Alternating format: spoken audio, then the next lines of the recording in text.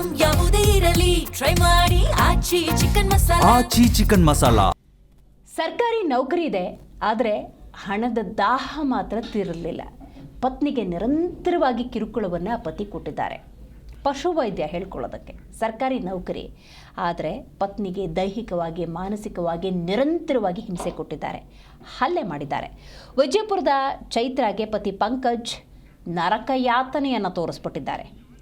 ಪಂಕಜ್ ಅತ್ತೆ ಸುಜಾತ ನಾದ್ನಿ ವಿರುದ್ಧ ಈಗ ಗಂಭೀರ ಆರೋಪ ಕೇಳಬಂತೆ.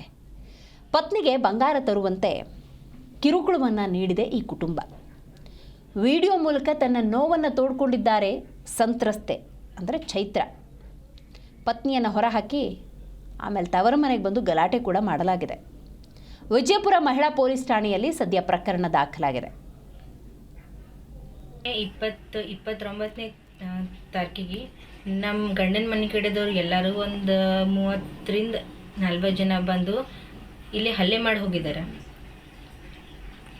ಕಲ್ಲು ತೂರಾಟ ಮಾಡಿದ್ದಾರೆ, ಒಳಗೆ ಬಂದು ಕೈಲಿ ಹೊಡೆದಾರ, ಆಮೇಲೆ ಉಗ್ರಿಂದ ಚೂರ್ಯಾರ, ಬಳಿಚೂರಲ್ಲಿ ಎಲ್ಲ ಚೂರು ಮೈ ಎಲ್ಲ ಹರಿದು ಬೆನ್ನಾಗ ಹೊಡೆದಾರ್ರಿ, ಆಮೇಲೆ ಗುದ್ದಾರ ಹೊಟ್ಟಿ ಒಳಗೆ ಎಲ್ಲ ಬಂದಿರೋ. ಈ ಬಗ್ಗೆ ಹೆಚ್ಚಿನ ಡೀಟೇಲ್ಸನ್ನು ನಮ್ಮ ಪ್ರತಿನಿಧಿ ಶಿವಾನಂದ ಭಜಂತ್ರಿ ನೀಡ್ತಾರೆ. ಶಿವಾನಂದ್, ಈಗ ಪೊಲೀಸ್ನವರು ಏನಾದ್ರು ಈ ಪ್ರಕರಣಕ್ಕೆ ಸಂಬಂಧಪಟ್ಟಂತೆ ಕ್ರಮ ತಗೊಂಡಿದ್ದಾರಾ? ಖಂಡಿತ ದಿವ್ಯಶ್ರೀ, ಏನು ಪಂಕಜ್ ಈತ ಕೂಡ ಸರ್ಕಾರಿ ನೌಕರಿಯಲ್ಲಿದ್ರು ಕೂಡ ಏನು ಒಂದು ಕಿರುಕುಳ ನೀಡ್ತಾ ಇದ್ದಾನ ಹೆಣ್ಣು ಮಗಳಿಗೆ. ಒಂದು 15 ತೊಲೆ ಬಂಗಾರಕ್ಕಾಗಿ ಅವು ಅಲ್ಲದೆ ಅವ್ರ ಮನೆಯಲ್ಲಿರ್ತಕ್ಕಂತ ಎಲ್ಲರೂ ಕೂಡ ಈ ಕಿರುಕುಳ ನೀಡಿದಾರೆ ಅನ್ನೋ ಆರೋಪ ಕೂಡ ನೊಂದ ಮಹಿಳೆ ಕೂಡ ಮಾಡಿರುವಂತದ್ದು. ಸದ್ಯ ಪೊಲೀಸ್ ಠಾಣೆ ಮೆಟ್ರೋ ಕೂಡ ಏರಿದ್ದಾರೆ.